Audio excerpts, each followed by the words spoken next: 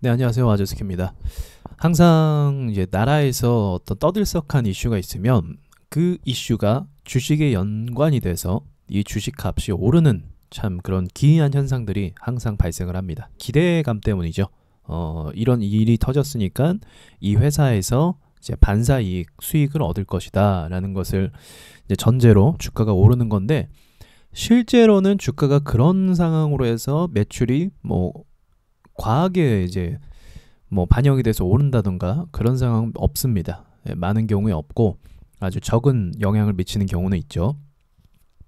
근데 드라마틱하게 오르는 이 주가, 그러니까 뭐 주식이 뭐 2,000원짜리가 4,000원 되고 이거는 지금 5,000원짜리가 10,000원이 되고 뭐 이런 식으로 실제적인 가치가 오른다라는 건 어디까지나 거품이라고 볼 수가 있는 거죠. 오늘은 아프리카 돼지 열병 관련주에 대해서 이야기를 해보겠습니다. 사실은 이 시장에 엄청난 주목을 받을 수 있는 상황은 아닌 것 같고요.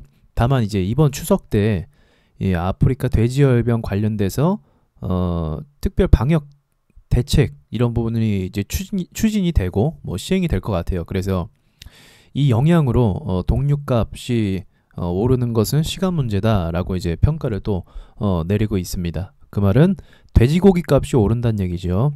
결코 좋은 소식이 아니죠, 우리한테. 예. 자, 어쨌든 돼지고기 값이 또 오르면 또 난감하죠. 그래서 거기에 대해서 반사 이익을 얻을 수 있는 회사가 그럼 어디냐? 지금 주목하고 있는 게 이지바이오와 그리고 우리손 F 그 있죠? 이름이 우리손 FNG입니다. 이 두 회사가 지금 그 이슈를 받아갖고 주가가 상승하고 있는 상황입니다. 근데 이 둘 중에 딱 봐도 우리손 FNG가 더 강세고 이지바이오는 생각보다 힘을 주지 못하고 있죠.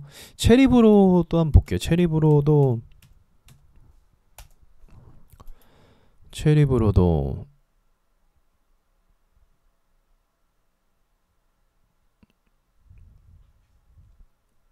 원전 오염수, 그래서 닭고기 강세 뭐 같이 엮일 수도 충분히 있는 뭐 내용이기도 합니다. 어쨌든 체리브로도 연관성이 있으니까. 네, 아무튼 지금은 이제 우리손 FNG인데 차트를 보시면 이제 이지바이오나 이 회사나 둘 다 못생겼어요. 사실은 차트는 못생겼다라는 건 어떤 의미를 갖고 있냐면 앞에 산이 이렇게 크게 쌓여 있다라는 거죠. 앞에 산이 있어요, 이렇게. 그러면은 이 산들에 쌓여 있는 거래량 역시 적지 않죠. 왜냐면 상투권 들어가기 시작하면 항상 거래량이 붙습니다. 이 거래량이 있고 이제 쌓여 있다 보니까 이것들을 뚫고 올라가는 건 쉽지 않고, 단기적인 움직임을 봤을 때 5일선과의 이격도가 지금 굉장히 벌어져 있는 상태입니다. 5일선과의 이격도가 굉장히 벌어져 있는 상황. 그러면 기본적으로 주식을 건드릴 때는요, 5일선과 이격도, 그러니까 5일선과의 간격, 지금 봉이 이렇게 뜨면 기본적으로 리스크가 크다라고 전제를 하셔야 돼요. 이 부분은 좀 많이 실수를 하더라고요. 당장 이슈와 그리고 떠있는 모양 이것만 보시는 경우가 있는데, 저 같은 경우는 어떤 투자를 하든지 이격도를 굉장히 중요하게 봅니다. 이격도. 왜냐면 이 이격도는 투자자들이, 앞선 투자자들, 앞에서 투자했던 투자자들이 이 이격도로 인해서 매도의 심리가 강하게 발동을 하거든요. 좀만 움직여도 팔고 싶어 하는 게 이 이격도를 이야기하는 거예요. 무조건 그래요. 이거는 공식으로 그냥 보셔도 돼요. 그래서 저 같은 경우는 선호하지 않는 자리입니다. 이런 자리가. 그래서 이런 경우에 많이 눌리는 경우가 많아요. 눌리는 경우가 많습니다. 그래서 최소한 5일선에서 어떤 결정을 해보면 해봤지, 이런 부분에서는 좀 그 거리를 여러분들이 좀 둬야 된다라는 거, 그런 거를 좀 알아두셨으면 좋겠고요. 일단 그리고 이제 이지바이오도 보면은 이지바이오 역시도 같은 테마라 그런지 앞에 또 산을 두고 있죠. 이 산을. 많은 경우에 이렇게 산을 끼고 나서 주가가 큰 방향으로 움직이는 경우는 많이 없었습니다. 그러니까 이거를 대박주라고 보기에는 현 상황에서는 무리가 있는 거죠. 야, 이거 대박주야 이렇게 볼 수 없어요. 안 그래도 뭐 대박주면은 사실 어떤 테마가 정확하게 불어와야 되는데, 그리고 얘네 둘만 뜨면 안 돼요. 대박주가 되기 위해서는 이 돼지고기 관련된 애들을 여러 명을 막 몰고 와야 됩니다. 종목이 한두 개가 있으면 안 돼요. 5개, 6개, 7개 막 이런 식으로 쭉 분포가 되면은 그 중에서 또 이제 대장 친구가 주목을 더 잘 받고 더 주가가 세게 올라가는 거예요. 그만큼 여러 종목이 연관됐다라는 건 시장성이 넓다라는 것을 의미하거든요. 바이오는 제외, 바이오는 독보적이니까 어떤 한 회사의 기술에 의해서 올라가는 거니까요. 그래서 이거를 좀 참고하셨으면 좋겠어요. 무조건 기사가 떴다라고 해서 어떤 기대치를 갖기보다는 아직 앞이 산이 쌓여 있고 저항대 매물이 많이 쌓여 있고 그리고 당장에 이제 이지바이오는 좀 양호한 편인데 우리손 FNG는 이격도가 또 뜬 상태라서 또 조심스럽게 봐야 되는 게 맞고, 그래서 여러분들이 저는 이제 5일선에서 얘는 좀 어떻게 움직이는지를 봐주면 전고까지 또 찍어주는 그런 그림들은 나오기도 합니다. 이슈를 당장 받았을 때. 그러니까 뭐 얘 같은 경우는 3,000원까지 좋은 움직임으로 볼 수도 있을 것 같아요. 지금부터 움직인다고 하면. 이지바이오 역시 뭐 산이 있다라고 해서 못 올라간다 그런 건 아니고, 이제 여길 뚫고 막 계속 오른다 이게 좀 어렵다는 얘기지.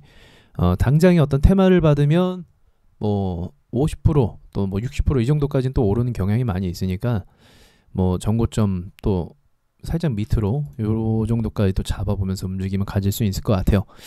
참고로 또 이제 이지바이오 같은 경우는 매출이 굉장히 양호한 상태예요. 차트 보시다시피 이게 5,000원짜리 주식인가 싶을 정도로 계속적인 꾸준한 이익을 나타내고 있습니다.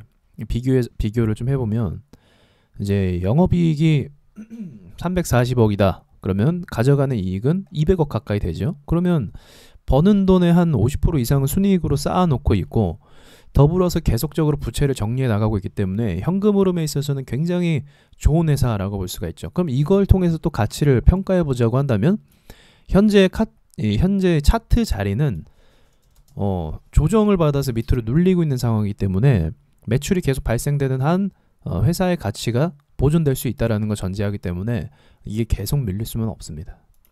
결론은 계속 밀릴 수는 없어요. 이렇게 돈을 잘 버는 회사가 어느 순간에 이제 회사의 평가가 들어와서 이제 투자자들이 이 회사를 주목하기 시작할 때 탄력 있게 올라갈 가능성이 높아요. 이렇게 매출이 잘 나오는 회사는. 그래서 매출이 잘 나오는 회사가 이렇게 떨어지는 경우도 사실은 많이 없어요. 이미 좋은 회사들은 다 돈들이 꾸준히 들어가서 웬만하면 잘 안 떨어집니다. 근데 또 얘도 잘 나와요. 매출이 시가총액도 크고. 그래서 이 친구들이 좀 시간 텀을 두고, 지금은 당장은 뭐 가는 건 좀 먼 길이라 생각할 수도 있겠지만, 이 친구들이 이제 시간 텀을 좀 두면서 전고점 막 뚫고 또 다른 애들을 또 불러올 거예요. 분명히 이제 뭐 돈육사업 같은 경우는 또 다른 팜스토리라든지 이런 회사들이 또 많이 있으니까 이런 애들을 동시다발적으로 불러온다라고 한다면 우리손 F 이 친구가 대장이 될 가능성이 좀 있다라고 봐요. 이지바이오도 가능성도 있고요. 이지바이오의 가능성도 있는데 우리손 F가 당장은 좀 움직임이 더 좋은 편이니까 나쁘지 않은 종목들이라고 생각을 합니다.